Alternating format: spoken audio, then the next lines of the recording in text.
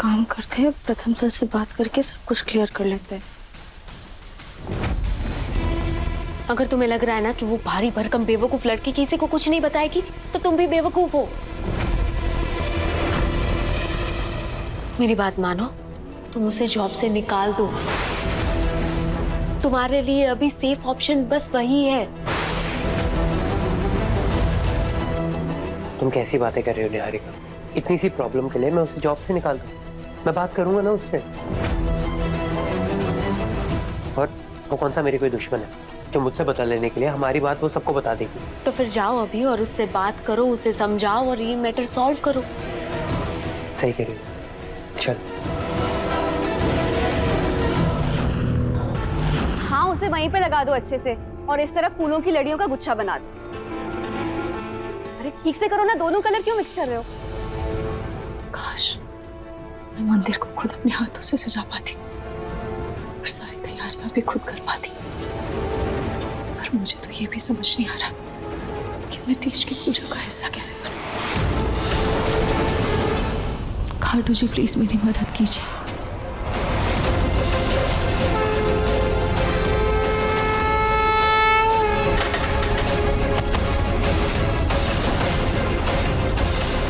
अरे क्या हुआ? ये कैसा घटिया काम कर रहे हैं आप? एक चीज ढंग से नहीं की आपने। जब से देखो टाइम लिए जा रहे, कुछ भी टाइम पे नहीं कर रहे। चलो निकलो यहाँ से, बस शक्ल देख रहे हैं। अरे रोली, ये क्या किया तुमने? शांति से बात करके काम करवाना चाहिए ना। अब एन वक्त में सजावट कैसे होगी? मम्मी जी, मैं अभी फोन करके किसी दूसरे डेकोरेटर को बुला देती हूँ। हाँ जाएगा ना, कोई ना कोई मिल जाएगा, आप टेंशन मत लीजिए। अरे मिल जाएगा तो ढूंढो ना। हाँ, समय कितना कम बचा है।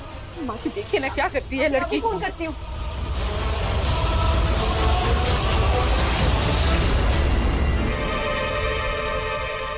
Hello, Sharma decoration.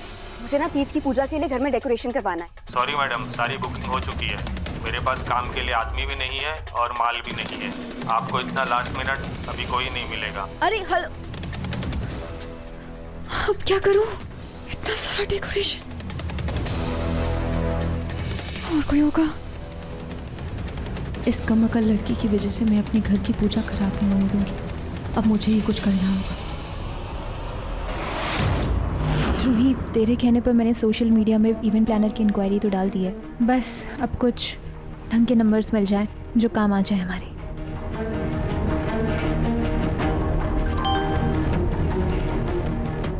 चलो, मिल गया। मेरे किसी फ्रेंड ने इवेंट प्लानर का नंबर तो भेजा है, लेकिन एक प्रॉब्लम है। प्रॉब्लम? क्या प्रॉब्लम? ये लड़की यहाँ की नहीं है, कानपुर रहती है। पता नहीं इतने कम समय में ये जयपुर आएगी भी या नहीं। अच्छा ठीक है, तो एक काम कर, तू मुझे इसका नंबर दे, मैं बात कर। अच्छा ठीक है, ये नंबर लिख। अगर तुम्हें लग रहा है ना कि वो भारी भरकम बेवकूफ लड़की किसी को कुछ नहीं बताएगी, तो तुम भी बेवकूफ हो। मेरी बात मानो, तुम उसे जॉब से निकाल दो।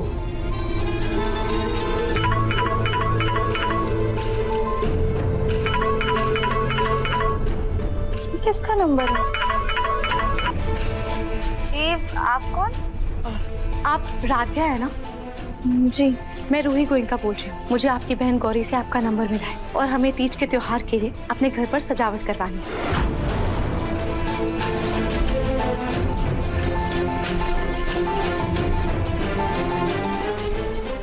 जयपुर?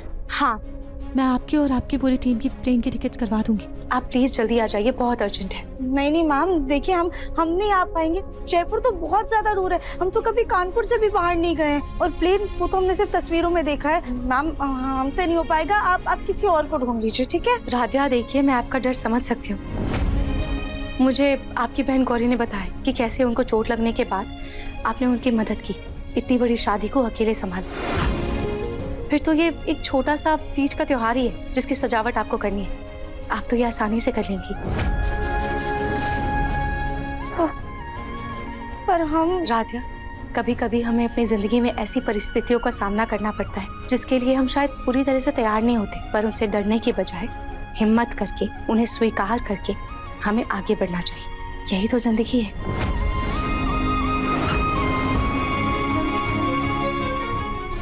रूही मैम सही कह रही हैं। इस काम से तो शायद हम आज नहीं तो कल हाथ धो बैठेंगे अब हमें जयपुर वाले काम को मना नहीं करना चाहिए।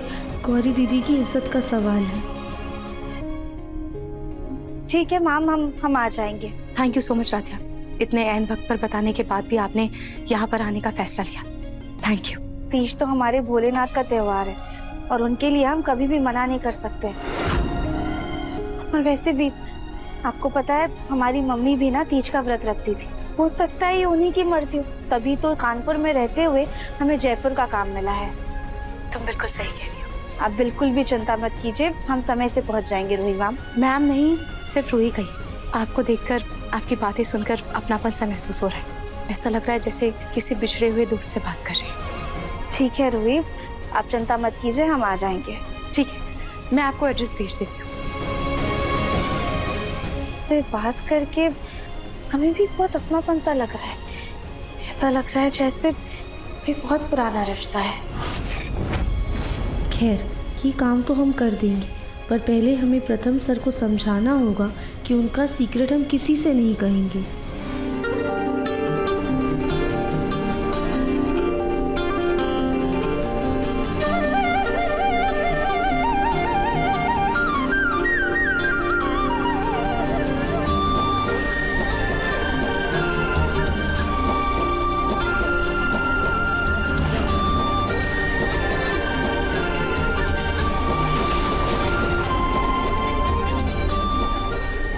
पहली बार नहार मेरे हाथों में मेहंदी लगाएंगे।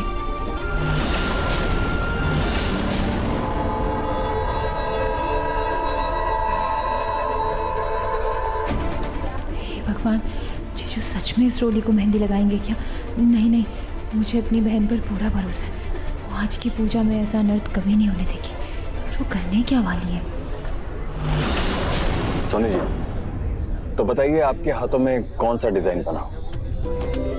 नितिन जी, आपको याद है आपने हमारी शादी की पहली सालगिरह की सुबह क्या गिफ्ट दिया था? गुलाब।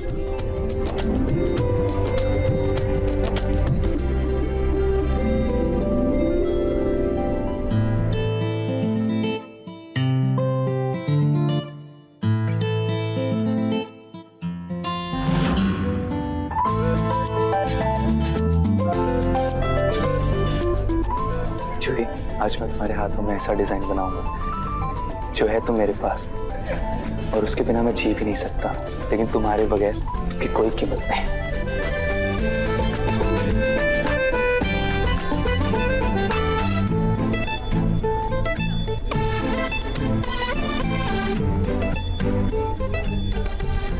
नहार जी, आप वहाँ पे क्यों खड़े हैं? देखिए ना, सारे पति अपने पत्नियों के हाथ में मेहंदी लगा रहे हैं। आप भी मुझे लगाइए ना।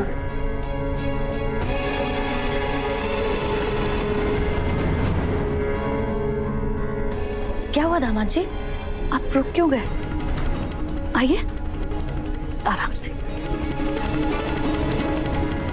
क्या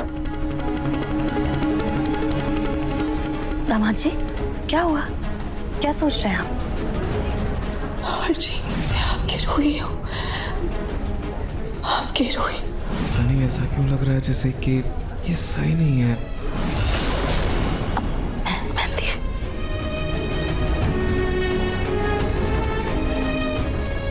ये लीजिए, लगा दीजिए। देखिए,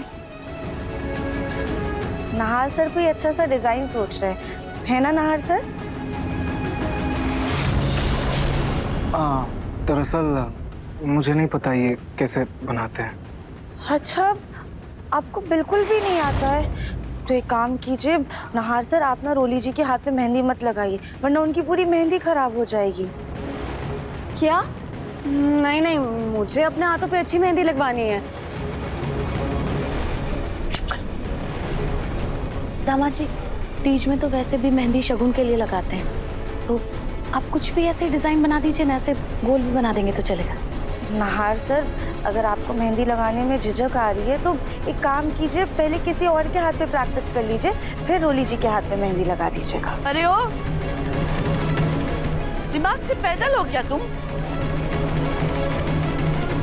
आज तीज की पूजा में नहार सिर्फ अपनी पत्नी के हाथों पर मेहंदी लगाएगा। अरे हम किसी इंसान के हाथ पे मेहंदी लगाने की बात नहीं कर रहे हैं, किसी हाँ ये पुतले के हाथ पे लगा के प्रैक्टिस कर सकते हैं।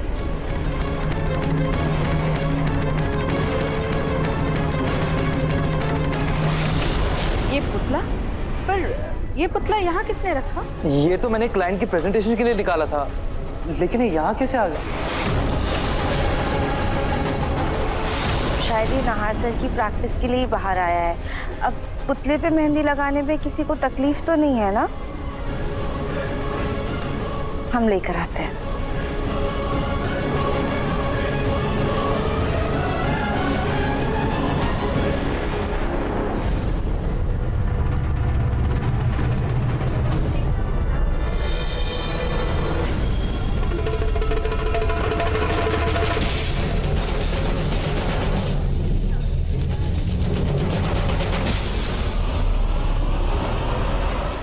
देखिए मन अति सुंदर के लेटेस्ट एपिसोड्स कभी भी कहीं भी। अभी सब्सक्राइब करें दंगल प्ले ऐप।